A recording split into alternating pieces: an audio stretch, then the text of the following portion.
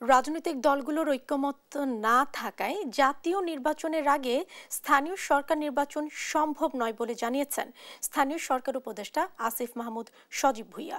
বুধবার রংপুরে জুলাই বিপ্লবের শহীদ আবু সাইদের স্মৃতিস্তম্ভে শ্রদ্ধা জানাতে গিয়ে তিনি কথা বলেন।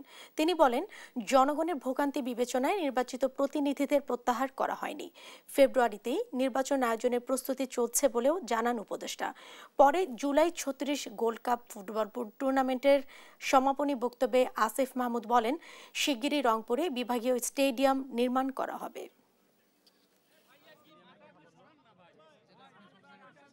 নির্বাচনের বিষয়ে সরকার ফেব্রুয়ারিতে নির্বাচন দেওয়ার জন্যই সকল ধরনের প্রস্তুতি গ্রহণ করছে। আপনারা দেখেছেন বিভিন্নভাবে সরকারের বিভিন্ন বক্তব্যে, প্রেসিংয়ের বক্তব্যে আপনারা দেখেছেন। এখন জুলাই সনদের বিষয়ে রাজনৈতিক দলগুলো এবং ঐকমত্য কমিশনের যে বৈঠক, সেখানে একটা ঐকমত্যে আসা গেলে আমরা নির্বাচনের দিকে আরও দৃঢ়ভাবে আগাতে পারব।